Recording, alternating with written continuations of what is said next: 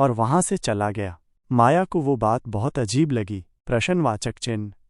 उद्धरण चिन्ह। अयान ने गंभीरता से कहा, इससे दूर रहना। तू इसके घर में रहती है और तू कौन है ये इसे पता नहीं चलना चाहिए। माया ने सिर हिलाते हुए कहा, हाँ मैं ध्यान रखूंगी, अब मैं चलती हूँ।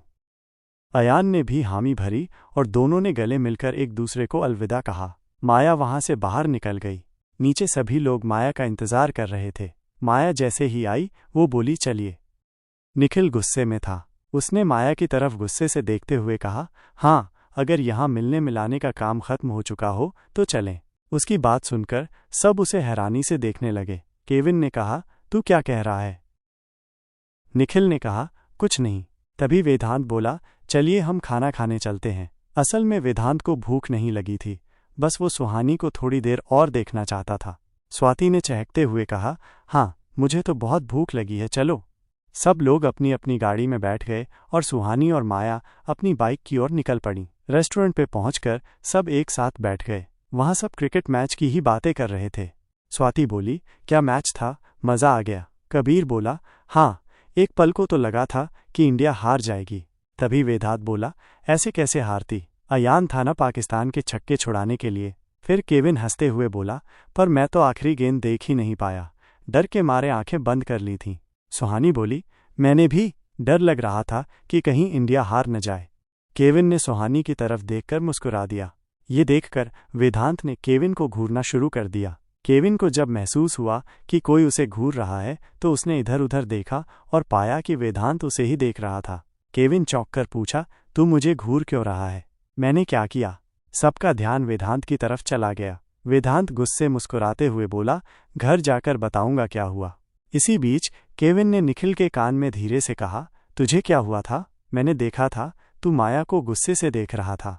निखिल बोला, कुछ नहीं। सब लोगों ने खाना खाया और घर की ओर निकल गए। घर में अनुराधा जी बोली, भाभी बच्चों को लेट हो गया ना? प्रिया जी ने मुस्कुराते हुए कहा, बस आते ही होंगे। तभी बाहर से गाड़ियों की आवाज आई और धीरे धीरे सब लोग अंदर आ गए। रज्जो ने सबको पानी दिया और सब लोग सोफे पर बैठ गए। प्रिया जी ने पूछा, तो कैसा रहा स्टेडियम में? आरोही खुशी से बोली, बहुत मजा आ गया। मैंने तो फोटो और ऑटोग्राफ भी लिया। विवान भी फूले नहीं समाते हुए बोला, मैंने भी लिया। तभी वेदांत बोला, तो ठीक है हम चलते हैं। अनुराधा जी ने जल्दी से कहा, अरे क्या चलते हो, आए हो तो खाना खा के ही जाना। वेदांत बोला, नहीं आंटी, हमें निकलना होगा, वैसे भी हम खाना खाकर ही आए हैं। वेदांत बात सुनते ही केविन खड़ा हो गया।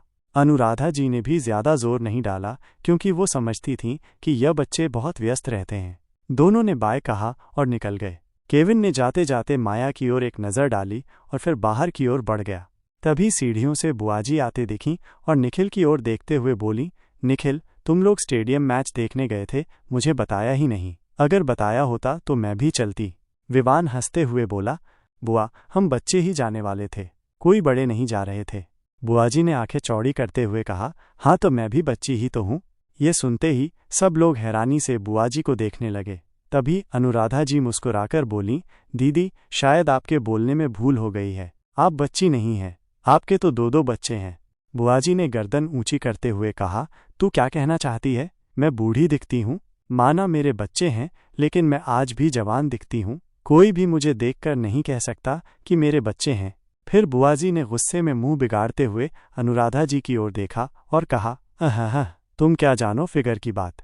इतना कहकर बुआजी गुस्से में अपने कमरे की ओर चली गईं। अनुराधा जी ने सीढ़ियों की ओर देखा और फिर प्रिया जी से कहा, बाप रे भाभी, इनके नखरे तो देखो, आज भी खत्म नहीं हुए। खुद को तो ऐश्वर्या राय समझती हैं, अच्छा हे हीरोइन नहीं है, वरना क्या होता।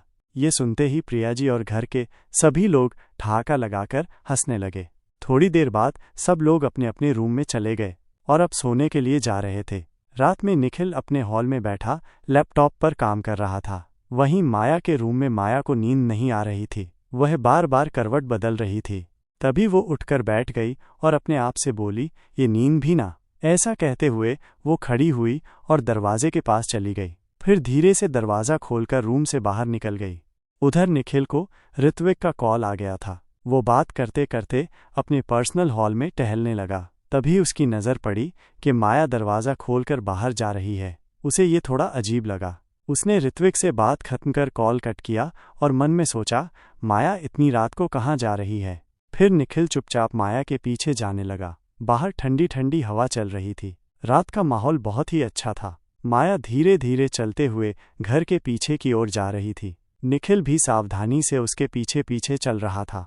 माया जैसे ही घर के पीछे पहुंची, उसने देखा कि वहां एक झूला पड़ा है। माया खुशी से उसमें बैठ गई और झूला जोर जोर से झुलाने लगी। झूला झूलते समय माया के चेहरे पर एक प्यारी सी मुस्कान थी। निखिल, जो उसके पीछे आया था, माया की मुस्कान देखकर वहीं के वहीं रुक गया। माया की मुस्कान किसी का भी दिल पिघला सकती थी। उसके गालों में पड़ते डिंपल उसे और भी ज्यादा आकर्षक बना रहे थे। निखिल ने पहली बार माया के डिंपल देखे थे, क्योंकि माया कभी हंसती ही नहीं थी। निखिल तो उसकी हंसी में ही खो गया था। तभी अचानक निखिल का फोन बज गया। फोन की रिंग सुनते ही निखिल झटके से होश में आया और जल्दी से फोन कट कर दिया। लेकिन तब तक माया रिंग सुन चुकी थी। माया ने थोड़ा चौंकते हुए पूछा, कौन है वहां? तभी माया की नज़र निखिल पर गई। माया निखिल को देखकर बोली, आप यहाँ? निखिल झूले के नज़दीक आते हुए बोला, हाँ, मैंने तुम्हें बाहर आते हुए देखा, इसलिए मैं भी बाहर आ गया। माया ने हाँ में सिर हिला दिया। निखिल वहीं माया के बगल में बैठ गया। माया ने कुछ नहीं कहा। थोड़ी देर बाद निखिल बोला, इतनी रात को यहाँ झूला खा रही हो, नींद नहीं आ रही? माया बोली, नहीं, नींद नहीं आ रही थी, इसलिए यहाँ झूला खा रही हूँ। कुछ पल के लिए दोनों चुप हो गए। हवाओं की धीमी सरसराहट के बीच एक अजीब सी खामोशी छा गई। फिर माया ने अचानक सवाल किया, निखिल, तुम मुझे स्टेडियम में ऐसे गुस्से में क्यों देख रहे थे? निखिल ये सुनकर मन ही मन सोचने लगा, मुझे भी नहीं पता। तुम्हें आयान के साथ बातें करते देख मैं इतना गुस्सा क्यों हो गया था। ये सब मेरे साथ पहली बार हो रहा है। माया ने फिर कहा, आपने मेरे सवाल का जवाब नहीं दिया। निखिल तब अपनी सोच से बाहर आया और बोला, वैसे तुम आयान को जानती हो? सवाल पूछते हुए निखिल एकटक माया की ओर देखने लगा। माया थोड़ी झिझकते हुए बोली, आयान मेरा दोस्त है। निखिल अभी और कुछ पूछने ही वाला था कि माया जल्दी से झूले से खड़ी हो गई और बोली, मुझे अब नींद आ रही है। निखिल कुछ पूछते पूछते चुप हो गया और वो भी खड़ा हो गया। तभी माया मुड़ी और जाने के लिए आगे बढ़ी। अभी माया ने 2 ही कदम बढ़ाए थे कि अचानक उसके पैरों के नीचे एक पत्थर आ गया और वो गिरने को हुई। उसी पल निखिल ने तेजी से बढ़कर माया को पकड़ लिया। अब माया निखिल की बाहों में थी। निखिल का एक हाथ माया की कमर पर था और दूसरा हाथ माया की पीठ के पीछे। निखिल तो जैसे माया में पूरी तरह खो ही गया था और माया भी निखिल की आंखों में डूब गई थी। कुछ देर तक दोनों एक दूसरे की आंखों में बस खोए खोए से निहारते रहे। हवा में अजीब सी खामोशी घुल गई थी। दिलों की धड़कनें तेज हो गई थीं। माया ने पहली बार किसी को यूं अपने करीब आने दिया था। निखिल के स्पर्श में एक अजीब सी गर्माहट थी जो माया के दिल को छू रही थी। तभी अचानक एक आवाज आई। दोनों ने चौंक कर उस दिशा में देखा। वहां सुहानी जमीन पर पड़ी थी, जो अभी अभी माया के कमरे से आ रही थी। असल में सुहानी को भी नींद नहीं आ रही थी, तो वो माया के कमरे में चली गई थी। लेकिन जब सुहानी ने कमरे में माया को नहीं पाया तो वो उसे ढूंढते हुए घर के पीछे वाले हिस्से तक आ गई थी। पर वहां का नज़ारा देखकर सुहानी जैसे पत्थर की तरह जम सी गई थी, क्योंकि माया, वही माया जो किसी को अपने पास फटकने तक नहीं देती थी, आज निखिल की बाहों में समाई हुई थी। वो माया जिसे कोई छूने की कोशिश करे तो भी उसे बर्दाश्त नहीं था। आज निखिल उसे कमर से थामे खड़ा था। ये सब देखकर सुहानी अपनी जगह से हिल भी नहीं पा रही थी। वह स्तब्ध होकर उन्हें निहारती रही। उसकी आंखों में अविश्वास था। लेकिन तभी अचानक उसका संतुलन बिगड़ गया और वो जमीन पर गिर गई। गिरने की आवाज सुनकर माया और निखिल एक झटके से एक दूसरे से अलग हो गए। दोनों पूरी तरह से सकपका गए थे, ये सोचकर कि वे अभी क्या कर रहे थे। माया ने बिना सुहानी की तरफ देखे तेजी से घर के अंदर की ओर बढ़ना शुरू कर दिया। निखिल भी उसके पीछे पीछे चल पड़ा। दोनों ने सुहानी को पूरी तरह से अनदेखा कर दिया। सुहानी अब भी जमीन पर बैठी थी। अभी भी वही दृश्य उसकी आंखों के सामने घूम रहा था। थोड़ी देर बाद वो धीरे से उठी। गिरने की वजह से उसे बहुत दर्द हो रहा था, पर उसने अपने दर्द की चिंता नहीं की। उसे तो बस एक ही बात परेशान कर रही थी कि उसने अभी अभी क्या देखा। वो भागती हुई घर के अंदर गई। उसे माया से ये सब पूछना था। माया को भी पता था कि अब सुहानी उससे सवाल जरूर करेगी, इसलिए वो तेजी से अपने कमरे में जाकर दरवाज़ा बंद कर लिया। इधर निखिल भी अपने कमरे में जाकर बिस्तर पर लेट गया और सोने की कोशिश करने लगा। लेकिन दिल की धड़कनों की रफ्तार अब भी बढ़ी हुई थी, क्योंकि आज जो हुआ था वो सिर्फ एक लम्हा नहीं था, वो एक ऐसा एहसास था। निखिल को तो नींद ही नहीं आ रही थी। वह उठकर बाथरूम में चला गया और शावर के नीचे खड़ा हो गया। पानी उसके मजबूत शरीर से बह रहा था, पर वो तो बस एक ही बात सोच रहा था, मुझे क्या हो जाता है? माया को आयान के साथ देखकर मुझे क्या हुआ था? मुझे गुस्सा क्यों आया? निखिल ने सारी बातें झटक कर बगल वाले कमरे में जाकर कपड़े पहनने शुरू कर दिए। वह आईने के सामने खड़ा हो गया और खुद को देखने लगा। वह बड़बड़ाया, वैसे तो लड़कियां मेरे पास आएं ये मुझे पसंद नहीं, क्योंकि लड़कियां रोने वाली, नकचड़ी, नाटक करने वाली होती हैं। मुझे ऐसी लड़कियों से नफरत है। लेकिन फिर भी जब भी माया उसके पास होती वो उसे ऐसे क्यों देखता रह जाता था? क्या माया स्पेशल थी? तभी निखिल को एक पल याद आया जब उसका हाथ माया की कमर पर पड़ा था। माया की कमर कितनी सॉफ्ट थी, ये सोचते ही निखिल पूरा लाल हो गया। तुरंत उसने खुद को झटकते हुए कहा, नहीं नहीं, और जल्दी से कपड़े पहनने चला गया। इधर माया अपने रूम में बेड पर बैठी सोच रही थी।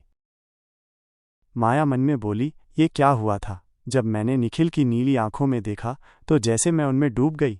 गुस्से में उसने खुद से कहा, माया, ये सब सही नहीं है। आज तक किसी लड़के ने मुझे छूने की हिम्मत नहीं की थी, और निखिल ने सीधे मेरी कमर पकड़ ली। माया खुद को डांटते हुए बोली, तू ये मत भूल कि तू कौन है। अगर निखिल ड्रैगन है तो माया, तेरा सच अभी उसे नहीं पता चलना चाहिए। तेरा सच सही समय पर दुनिया को पता चलेगा, वरना पूरी दुनिया में भूचाल आ जाएगा।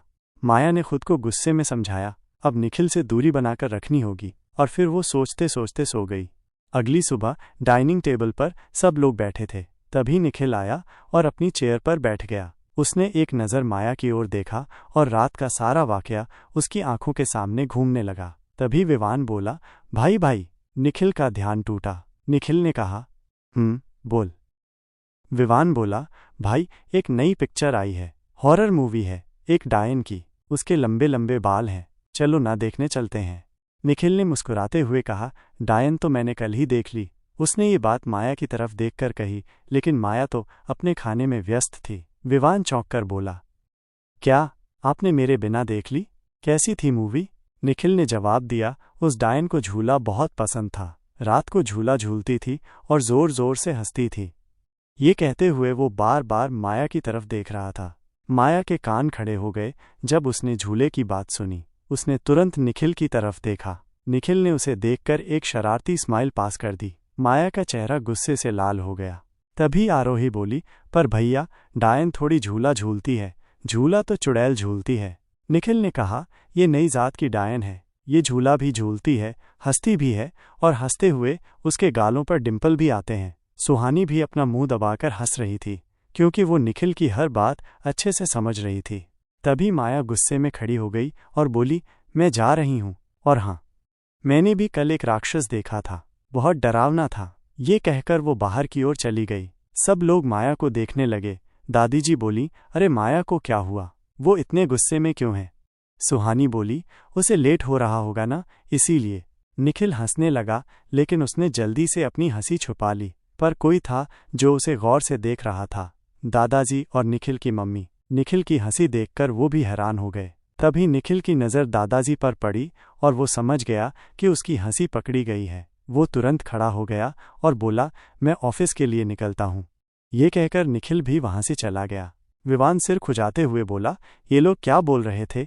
डायन, झूला, राक्षस? सुहानी हंसते हुए बोली, विवान, तुझे कॉलेज नहीं जाना क्या? स्वाति भी बोली, हाँ, हम सब लेट हो रहे हैं। माया घर से निकल के एक सुनसान रोड पर चल रही थी। तभी एक कार आके माया के पास रुकी। माया उस कार में बैठ गई।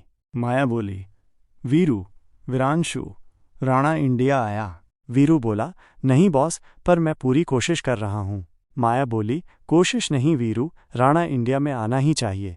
वीरू बोला, पर बॉस, आप राणा को इंडिया क्यों बुलाना चाहती हैं? जब आप ही उसके पास जाकर उसे मार सकती हैं तो फिर? माया बोली, जहाँ उन्होंने मेरा सब कुछ छीना, उसी जगह मैं उनका सब कुछ छीनूंगी। जो हाल उन्होंने मेरा किया था वो हाल अब मैं उनका करूंगी। अब पता चलेगा उन्हें कि जब आपके पास कोई नहीं रहता तो आप कितने अकेले और कमज़ोर पड़ जाते हैं। वीरू बस एकटक माया को देख रहा था, क्योंकि माया का चेहरा ये सारी बातें करते समय गुस्से में, तकलीफ में, नफरत में, बदले की आग में और दर्द में पूरा लाल हो गया था, और उसकी आंखें कोई नहीं देख सकता था, क्योंकि वो पूरी तरह लाल थीं, जिन्हें देखकर कोई भी डर जाए। वीरू भी अब माया की आंखों में नहीं देख रहा था, क्योंकि उसे भी आंखें देखकर शरीर में एक डर और दर्द की सिहरन दौड़ रही थी। वीरू ये तो जानता था कि माया का पास्ट बहुत बुरा रहा है, पर माया का पास्ट क्या था ये वीरू को भी नहीं पता था। बस वो तो माया के बोले हुए हर शब्द का पालन करता था। वीरू ने धीरे से पानी की बोतल माया के सामने कर दी। वीरू बोला, बॉस शांत हो जाइए और पानी पी लीजिए। बॉस अब आप सब कुछ मुझ पर छोड़ दीजिए, मैं राणा को पाताल से भी घसीटते हुए ले आऊंगा।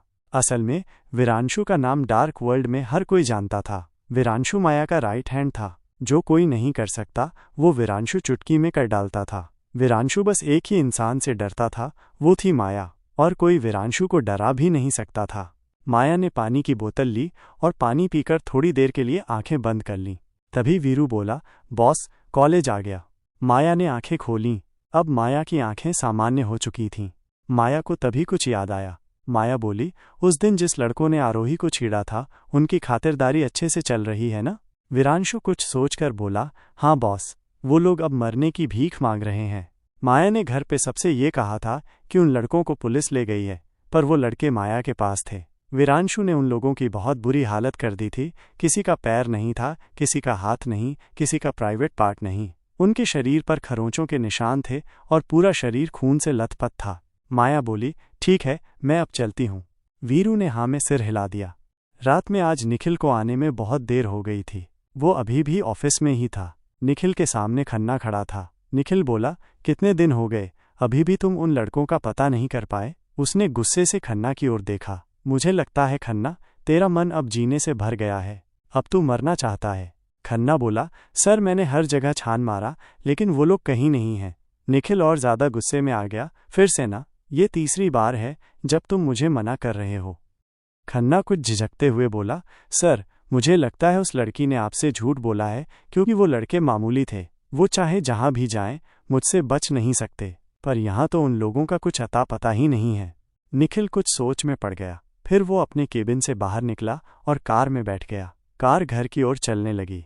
निखिल जब घर पहुंचा तो जैसे ही हॉल में दाखिल हुआ, देखा माया नीचे की ओर आ रही थी। असल में आज माया के पास बहुत काम था। वैसे तो जब सब लोग खाना खाने बैठे थे तो माया को भी बुलाया गया था, पर काम की वजह से वो सबके साथ खाने नहीं गई। अब वो खाना खाने नीचे आई थी। तभी उसने देखा कि निखिल भी घर आ चुका था, लेकिन माया ने निखिल को नज़रअंदाज कर दिया और सीधे डाइनिंग टेबल की ओर जाने लगी। निखिल को ये बर्दाश्त नहीं था कि कोई उसे इग्नोर करे। वो माया की ओर बढ़ ही रहा था कि तभी प्रिया जी की आवाज़ आई, माया बेटा।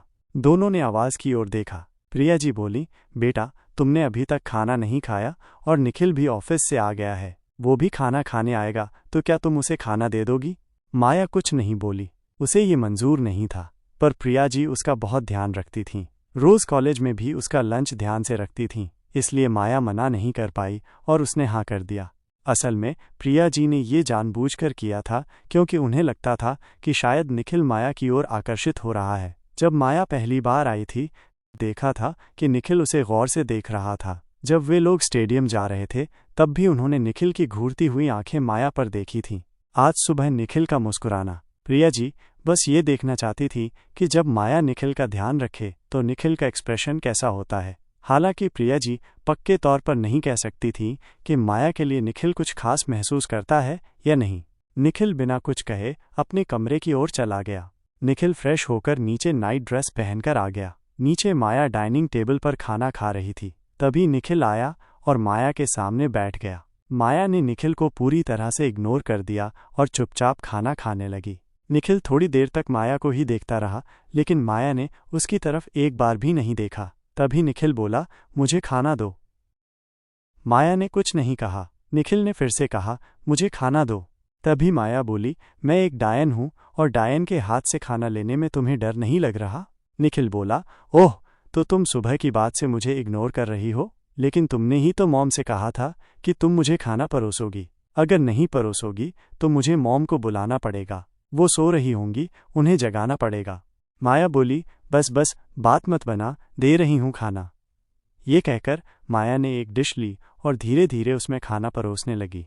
निखिल माया को ये करते हुए देख रहा था। उसे एक पति पत्नी जैसी फीलिंग आने लगी। असल में निखिल खुद भी खाना ले सकता था, लेकिन उसे तो बस माया को परेशान करना था। पर जब वो माया को अपने लिए खाना परोसते हुए देख रहा था तो उसका दिल बहुत तेज धड़कने लगा। माया ने खाना परोसकर निखिल के आगे रख दिया, लेकिन देखा कि निखिल का पूरा ध्यान उसी पर था। निखिल झेप गया और माया के हाथ से डिश ले ली और खाने लगा। तभी निखिल ने खुद को सामान्य करते हुए कहा, वैसे उस दिन जो लड़के आरोही को परेशान कर रहे थे, तुमने ही उनको पुलिस को सौंपा था न? माया बोली, हाँ, मैंने पुलिस को फ़ोन किया था और पुलिस आकर उन्हें ले गई। हालांकि माया ने साफ झूठ बोला था, लेकिन वो अपना सच निखिल को नहीं बता सकती थी। पुलिस को सौंपने की बात झूठ थी, पर माया उन लड़कों को बद से बदतर सज़ा दे रही थी। वहां से जहां से उनका लौटना नामुमकिन था, वो सीधे भगवान के पास ही जाएंगे, लेकिन माया उन्हें वहां भी जल्दी नहीं जाने देगी। वो उन्हें ऐसा टॉर्चर करेगी कि जैसे एक लड़की के साथ ज़बरदस्ती होती है तो वो कितना दर्द सहती है, कितनी शर्म महसूस करती है, समाज में रहना कितना मुश्किल हो जाता है, ये सब वो उन लड़कों को महसूस कराएगी। चाहे दर्द हो, शर्म हो, लाचारी हो, माया उन्हें इतनी आसानी से नहीं छोड़ेगी। आखिर में जब वे टॉर्चर सह नहीं पाएंगे तो उनके शरीर के जो हिस्से अच्छे हैं उन्हें ज़रूरतमंदों को दे देगी, ताकि जिन्होंने जीते जी कुछ अच्छा नहीं किया वो मरते वक्त कुछ तो अच्छा कर जाएं। ये सारी बातें माया अपने मन में सोच रही थी। तभी चम्मच की आवाज़ से उसकी तंद्रा टूटी। उसने देखा कि निखिल अपनी डिश में चम्मच से टकरा रहा था, जिससे माया की सोच टूटी और वो होश में आई। माया बोली, हाँ, क्या है? क्यों आवाज़ कर रहे हो? सब जाग जाएंगे। निखिल बोला, सब जागे न जागे, कम से कम तुम तो जागी। माया बोली, क्या मतलब? मैं थोड़ी सोई थी? निखिल बोला, हाँ, सो गई थी। कब से मैं तुमसे कुछ पूछ रहा हूँ और तुम खुली आंखों से सो रही हो। रात में कम झूला झुलाया करो तो नींद पूरी होगी न। माया का माथा ठनका, तुम फिर से मुझे डायन बोल रहे हो? निखिल बोला, मैंने कब तुम्हें डायन कहा? मैं तो तुम्हें सोने की सलाह दे रहा था। तुम कह रही हो कि मैंने अपने मुंह से डायन कहा। क्या मैंने तुम्हारा नाम लिया? माया गुस्से से बोली, अभी नहीं, पर सुबह तो कहा था न। निखिल बोला, सुबह भी मैंने तुम्हारा नाम कहाँ लिया था? माया बोली, हाँ, नाम नहीं लिया था, पर तुमने लंबे बाल, डिम्पल और झूला तो कहा था न। लंबे बाल और डिम्पल मेरे ही हैं और मैं ही कल झूला खा रही थी। निखिल बोला, पर मैंने तुम्हें नहीं कहा था। तुम कहाँ डायन लगती हो? अगर तुम ये मानती हो कि तुम डायन जैसी दिखती हो तो हाँ, मैंने सुबह तुम्हें ही डायन कहा था। और वैसे भी झूला तो चुड़ैलें खाती हैं, डायन थोड़ी। अब तक निखिल खाना खा चुका था। वह उठ खड़ा हुआ और अपने कमरे में चला गया, क्योंकि डायरेक्ट इनडायरेक्ट तरीके से निखिल ने माया को चुड़ैल कह दिया था। माया अभी उसकी बात को समझ ही रही थी कि निखिल तुरंत कमरे में चला गया। माया गुस्से में लाल हो गई। इसे मैं नहीं छोड़ूंगी। इस इंसान ने अभी अभी मुझे चुड़ैल कहा। मैं इसे नहीं छोड़ूंगी। ये सब कोई देख रहा प्रिया जी। वो एक पिलर के पीछे खड़ी सब कुछ देख रही थीं, लेकिन वो देख क्या रही थीं ये खुद उन्हें भी समझ नहीं आ रहा था। उनका बेटा, जो अब तक सिर्फ अपने परिवार और कुछ खास दोस्तों से ही बात करता था, आज एक लड़की के साथ इतने फ्रेंडली होकर बात कर रहा था। वो तो बिना ज़रूरत के किसी से मुंह तक नहीं लगाता था और आज वो माया को चिढ़ा रहा है। प्रिया जी अपनी आंखों पर विश्वास नहीं कर पा रही थीं। उन्होंने अपनी आंखें बंद कर लीं, क्योंकि उन्हें ये सब सपना लग रहा था। उन्होंने सोचा कि शायद आंखें बंद कर लेने से सब कुछ बदल जाएगा। उन्होंने उम्मीद की थी कि जब वो आंखें खोलेंगी तो अपने कमरे में अपने बिस्तर पर होंगी, लेकिन जब उन्होंने दोबारा आंखें खोलीं तो खुद को उसी पिलर के पीछे पाया। उन्होंने एक बार फिर डाइनिंग टेबल की ओर देखा, जहां माया अभी भी खाना खा रही थी। उन्होंने खुद को चुटकी काटी और धीरे से बोली, क्या मैं जो सोच रही हूँ वो सच है? क्या निखिल माया को प्यार करता है या फिर उसकी तरफ आकर्षित हो रहा है? लेकिन अगर वो माया की तरफ आकर्षित हो भी रहा है तो शायद खुद उसे भी इस बात का एहसास नहीं होगा। प्रिया जी को ये सब पूरी तरह नहीं पता था, लेकिन एक माँ होने के नाते वो इतना ज़रूर जान गई थीं कि निखिल को माया से पहली नज़र का प्यार या फिर गहरा आकर्षण हो चुका है। उनके लिए ये समझना मुश्किल नहीं था, क्योंकि वो निखिल की माँ थीं, और दूसरा कारण निखिल का अब तक का व्यवहार। आज तक निखिल ने किसी भी लड़की को आंख उठाकर नहीं देखा था। अगर कोई लड़की उससे नज़दीक आने की कोशिश भी करती तो वो उसे इस तरह से सबक सिखाता कि उसकी रूह तक कांप जाती। और निखिल, वो तो स्मार्ट, हैंडसम और अमीर था। आज के ज़माने में कौन सी लड़की होगी जो उसे पसंद न करे? प्रिया जी एक हाउसवाइफ थीं, लेकिन बिजनेस की दुनिया में क्या होता है और क्या नहीं, वो सब अच्छी तरह समझती थीं। उन्हें पता था कि कई लड़कियां, चाहे अमीर घर की हों या उनकी कंपनी की महिला कर्मचारी, निखिल को आकर्षित करने का कोई मौका नहीं छोड़तीं। कई बार बिजनेस पार्टियों में बड़े बिजनेसमैन अपनी बेटियों को निखिल से मिलवाने लाते थे। कौन बाप अपनी बेटी के लिए निखिल जैसे दामाद को नकारेगा? पर प्रिया जी तब भी परेशान होती थीं, क्योंकि निखिल ने कभी उन लड़कियों की तरफ देखा भी नहीं। उसकी आज तक कोई लड़की दोस्त भी नहीं थी, गर्लफ्रेंड की तो बात ही छोड़िए। इसीलिए प्रिया जी उसकी शादी को लेकर बहुत चिंतित रहती थीं।